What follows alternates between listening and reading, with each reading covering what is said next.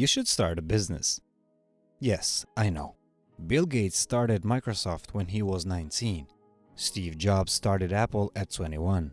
Mark Zuckerberg at 19 and Jeff at 30. Those were different times. They were all at the verge of different eras. But you know what they also were? Geniuses.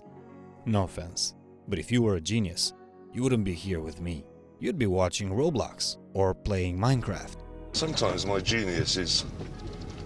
it's almost frightening. Anyway, of course the main goal of business ownership is the success and the money. But one of the most respected members of the upper-mentioned gang suggests that owning a business, even as a side hustle, is the best way to develop as an employee, as a person. Welcome to Blank Note. Let's go get that right motivation. One of the contributions that those geniuses made to the world of business is also the general image we have of a startup entrepreneur. Very hip, casual no-brand clothes, and of course, very young of age. While the first ones can be achieved by spying young people in parking lots, expensive cosmetic surgery, and hair implants, time is the one thing humanity hasn't been able to control yet. But contrary to popular belief, this study, that I will link in the description below, found out that the average startup founder was 45 years old when they founded the most successful tech companies. In general terms, a 50-year-old entrepreneur was almost twice as likely to start an extremely successful company as a 30-year-old. Even more surprising, a 60-year-old startup founder was 3 times as likely to found a successful startup as a 30-year-old startup founder. Strike one. If you're in your mids, the odds are on your side. If you're in your early 30s, keep building up your experience. 20s, stick to Roblox. Now, this is not a TikTok video with crazy easy ways on how to start your e-commerce business. I know, it's a very busy life we are living.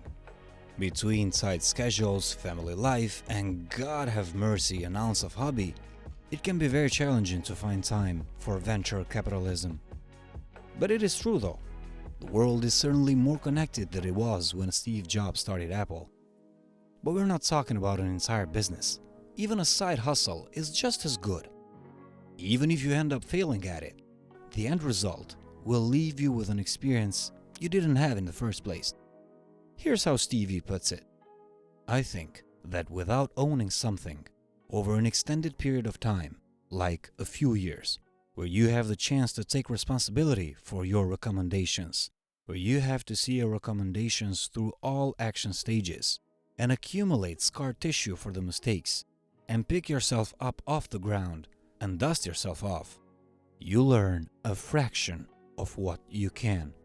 Coming in and making recommendations and not owning the results, not owning the implications, provides a fraction of the value and a fraction of the opportunity to learn to be better.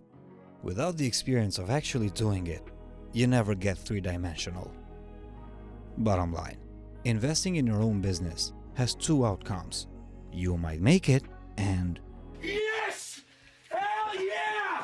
Hey, come on, baby! Come on! Yes! Come on! Ah! Yes!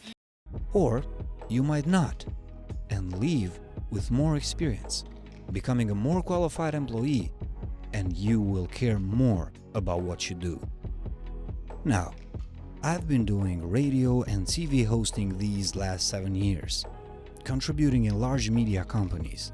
But it was only 1 year ago, when I decided to do my own thing, that I started to understand the real challenge of creating content, building a community, dealing with the marketing, and all the other challenges that come with it.